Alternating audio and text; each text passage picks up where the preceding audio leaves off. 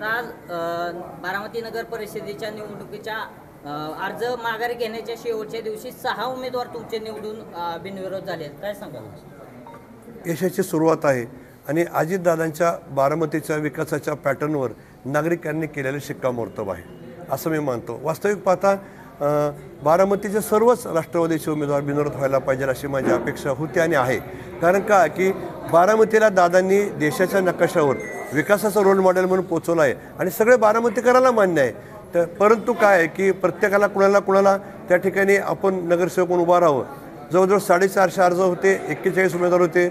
आपले सहकारी मित्र आहेत की ज्यांना मी विरोधक म्हणणार नाही, त्यांनी उमेदवार आहे, पण ते खाजगीत बोलतात, ते मान्य करतात की विकास झालेला आहे, परंतु आम्हाला आमच्या पक्षाचं अस्तित्व, आमच्या गटाचं अस्तित्व ठेवायचं म्हणून आम्हाला निवडणूक लढवायची। त्यांनी त्यांची निवडणूक लढवावी।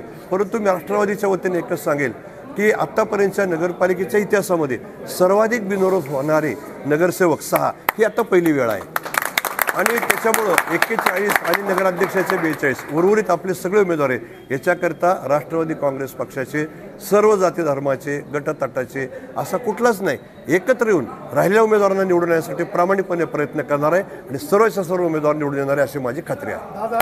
राष्ट्रवादीचा किशोर मात्र पाण्यातच आपण निवडणूक लढवतो हो आणि ते बिनविरोध झालं हो। तुम्ही काय सांगा ते भाऊक झाले भावनिक आता तुमचे काय समजतात? त्याच्यामागे पार्श्वभूमी आहे। कारण किशोर हा राष्ट्रवादीचा विरोधी ह्याच्यापूर्वी होता। मी किशोरच्या कामाची पद्धत पाहायचो आणि मला असं वाटायचं की किशोर हा बरेचसे केले। किशोरनी 2016च्या निवडणुकीमध्येच वास्तविक पाहता अजितदादांनी मला सांगितलं की किशोरला तुम्ही आपल्याकडे घ्या, त्याला आपण कॉप करू आणि विड्रॉल करायला लावा, परंतु आणि त्याला त्याच्या मिसेसचा फॉर्म त्या ठिकाणी काढायला लावा। परंतु किशोर म्हटला की माझं जे होईल ते होईल, परंतु बघेल, आणि फार कमी मताने त्यावेळेस किशोर निवडून आला, म्हणजे उमेदवार त्या ठिकाणी पडला। परंतु मी किशोर जरी माझ्या सहवासात होता तरी मी जेव्हा निवडणुकीची धुरा हातात घेतो तेव्हा मला मित्र भाऊ बहीण कुणी नाही, मी लक्षात घ्या मी फक्त पक्षाचं काम करतो आणि मी किशोरला त्यावेळेस सांगितलं की तुला पाडणार आहे म्हणून, आणि किशोरला पाडला। परंतु निवडणूक संपल्यानंतर मी परत किशोरच्या पाठीमागे लागलो, म्हटलं किशोर पुढचा नगरसेवक तू असेल, याची जबाबदारी माझी, आणि मग त्या किशोरचा राष्ट्रवादीत प्रवेश झाला।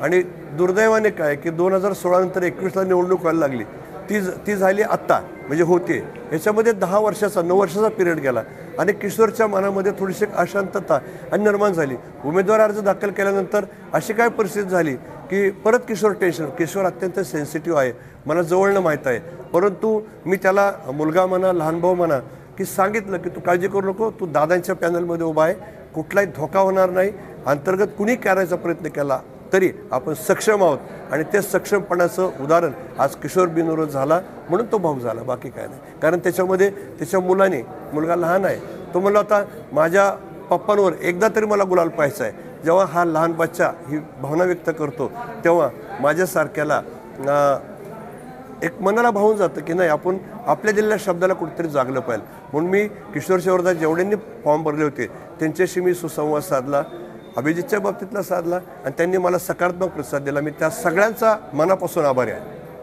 दादा निवडून आलेल्यांची नावं सांगा। बिनविरोध निवडूनमध्ये पहिल्यांदा आपल्या तांबे डांगेताई आहेत प्रभाग नंबर 2 मधून, त्याच्यानंतर 18 मधून अश्विनीताई सातव या बिनविरोध निवडून आलेल्या आहेत, त्याच्यानंतर शर्मिलाताई ढवाण या बिनविरोध निवडलेल्या आहेत, त्याच्यानंतर आपल्याला बघितलं की अभिजित जाधव म्हणजे उर्फ बाळासाहेब हे बिनविरोध निवडून आलेले आहेत, त्याच्यानंतर किशोर मासाळ बिनविरोध निवडून आलेले आहेत, हे जवळजवळ 6, आणि बांदलताई आपल्या आमचे युवकचे अध्यक्ष त्यांच्या मिसेस हे बिनविरोध निवडून आले आहेत। हे 6 बिनविरोध आत्ता प्राथमिक स्तरावर आहेत। वास्तविक पाहता हा आकडा 10वर जायला पाहिजे होता, परंतु काय आपल्याच मंडळीने त्याच्यामध्ये थोडंसं गुंतवणूक केल्यामुळं आम्हाला थोडासा ब्रेक बसला, परंतु त्याच्यामध्ये पुढं कसं जायचं हे आम्ही ठरवणार आहोत।